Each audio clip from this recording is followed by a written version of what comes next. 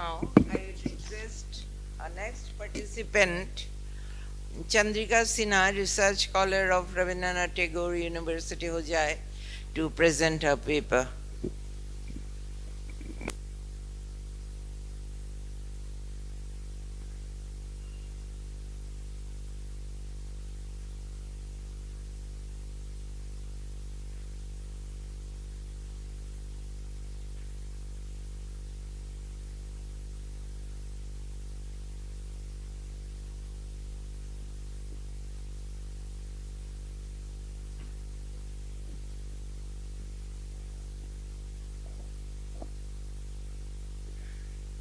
I measure the progress of a community by the degree of progress which women have achieved. A quote said by Dr. B.R. Ambedkar while addressing the All India Depressed Classes Conference in Nagpur in 1942. Good afternoon, everyone present here. I am Chandrika, a research scholar of Rabindranath Tagore University.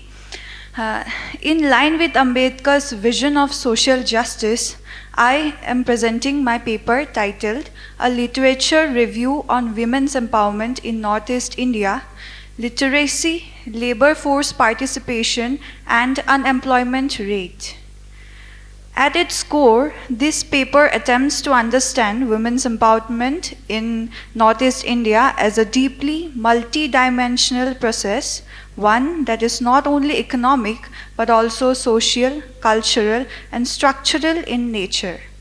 The region, while known for its rich cultural diversity and relatively better gender indicators compared to some other parts of India, still faces persistent and complex gender disparities. These disparities are embedded in socio-cultural norms, unequal access to education, and structural economic barriers. From an analytical perspective, this study focuses on three key indicators: literacy, labor force participation, and unemployment, to examine how empowerment is shaped, enabled, and sometimes constrained. What emerges from the literature is improving women's literacy and financial capability is not just desirable but essential. Literacy enhances awareness, builds confidence, and strengthens decision-making power.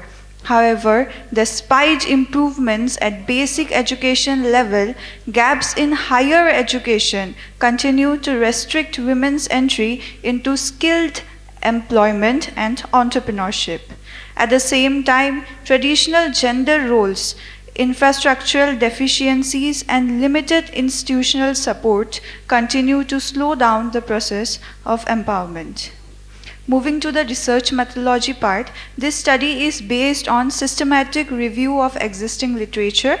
Data was collected from major academic databases including Semantic Scholars, PubMed, Scopus, Web of Science, etc. Now I would like to highlight the key findings of the study. First, literacy emerges as the foundation of empowerment. The literature consistently shows that higher level of literacy are strongly associated with increased economic participation and greater decision-making authority among women. However, the challenge lies not just in access to education but in continuity, especially at higher levels, where dropout rates and systematic barriers limit opportunities for advancement. Second, when we look at labor force participation, a paradox becomes visible. Despite improvements in educational attainment, female labor force participation remains significantly lower than that of men. This gap is largely explained by deeply entrenched patriarchy norms, lack of vocational training, restricted access to credit, discriminatory hiring practices, and weak institutional support system.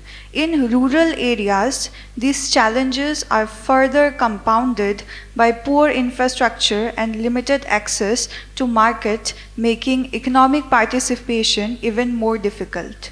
Third, the issue of unemployment reveals another critical dimension.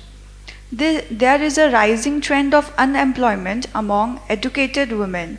This is not merely a problem of job scarcity, but also a mismatch between education and available employment opportunities.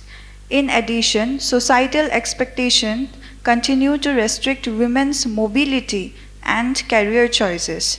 Financial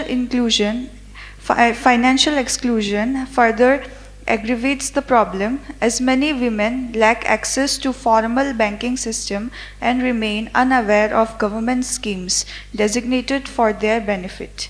This highlights a crucial gap between formal education and real economic empowerment. Fourth, the role of intervention provides a more helpful perspective. Self-help groups or SHGs have emerged as powerful instruments of empowerment. They not only provide access to microfinance but also foster collective identity, mutual support, and social capital. NGOs contribute by offering skill development programs and by effectively challenging restrictive gender norms. Furthermore, digital and financial literacy initiatives are becoming increasingly important in bridging socio-economic gaps.